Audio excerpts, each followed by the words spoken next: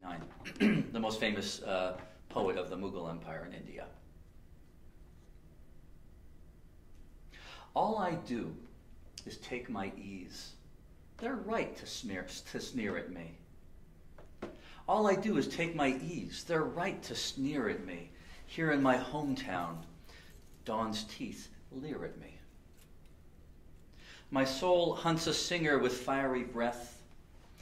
My soul hunts a singer with fiery breath whose voice can call lightning down to sear me. I wander the delirious valley of my thoughts. I wander the delirious valley of my thoughts till echoes lose themselves here with me.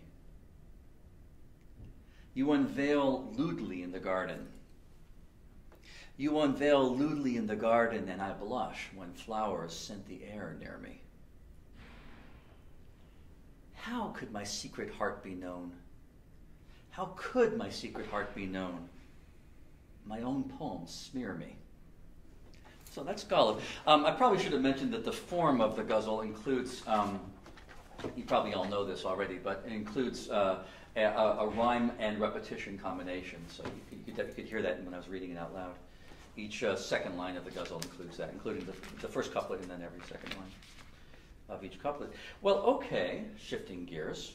One thing I've been working on recently is to work with an artist from Santa Fe. Her name is Alexandra Eldridge, to make a series of tarot cards. The tarot is an interesting thing.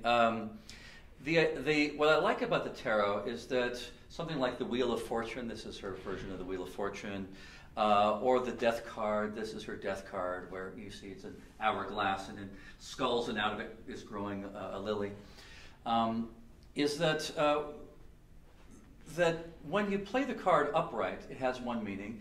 If you play the card reversed, the meaning is either reversed or has a different aspect.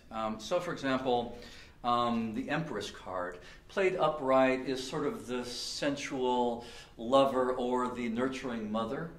But played reversed is the carnivorous lover, or the mother whose love is so overwhelming that it smothers you, right?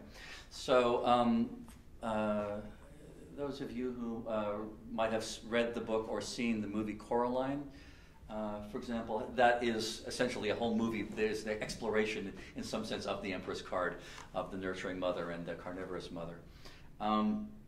So I became very interested in this and in writing. What I've done is written a double sonnet for each card, and then my artist is making original art for each card. So I'll read you a couple of these. This will be all part of a creative writing deck, which will be marketed to creative writing classes, with the idea that you play the card, you can read the poems, and then they'll come with a creative writing textbook that will interpret each card according to its traditional meanings, and then have writing exercises. So, for example, for the Death card, the idea for the creative writer is that death is actually a fortunate thing, because you die into the unconscious. You're buried under the earth, like Persephone in Hades. And but then, of course, only by dying can you be reborn. Only through winter can spring come. Only by planting the seed in the ground can you have new life, right? And so through that kind of fortunate pain comes the birth child, according to Jung, right? So the idea is that death is actually quite fortunate, as Whitman tells us in Leaves of Grass. I'll read you the two death poems, upright and reversed. Upright and reversed. One day, your toe fell off. The tiniest toe on the right foot. My toe, you mourned. My favorite toe. Your thumbs were next to go. Some hair. Your nose. And you were so deformed, you walked through crowds and people turned in fear. And at the bar, in a red booth, a tooth dropped in your glass. And when you rose, an ear dropped on the naga hide. And then, in truth, the loss accelerated. Biceps, legs, your black-lashed eyes, your pale flesh lips, your head. Your family came and gathered up the dregs And singing sadly for the you that's dead, they planted you in the black, fertile earth. You float there in that womb and wait for birth. And then reverse. They planted you in the black, fertile earth because the you that was all dismembered. You float there in that womb and wait for birth, forgetting who you were, and then remembered, rise from the dark where you lay disconnected. One small child at the funeral turns her head as at a memory barely recollected and sees your shining form, no longer dead. All this, of course, is just a parable that I tell you to get you ready for the journey made in truth, the real farewell, the mystery. You're at the threshold of a door.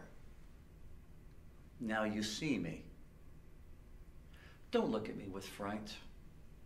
Come with me gently into that good night. Of course, that line was ripped off, but happily ripped off. Okay.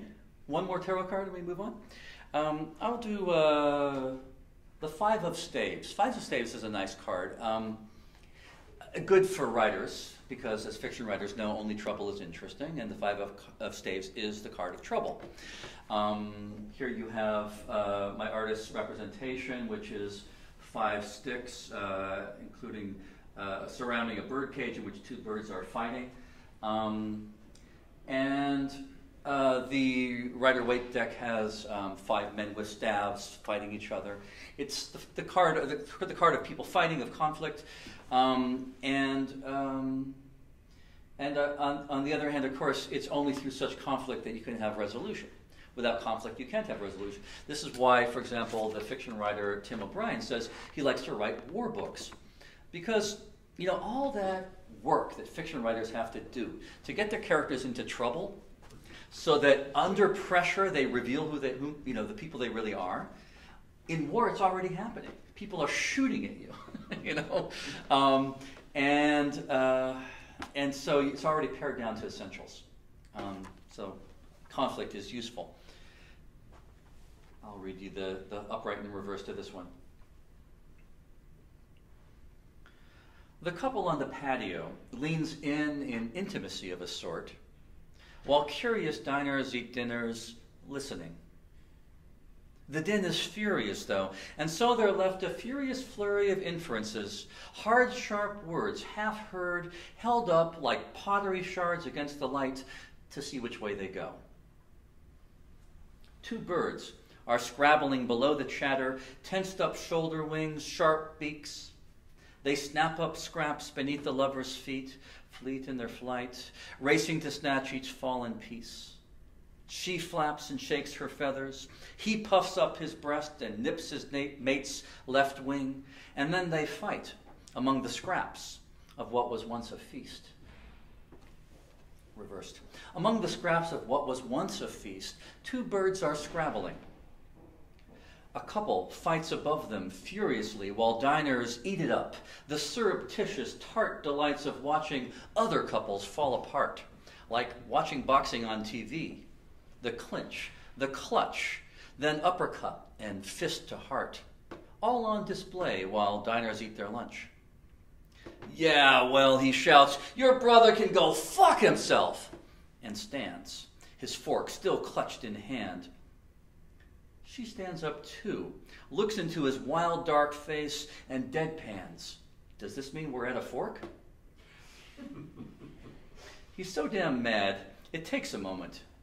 And then they are laughing in a wild embrace.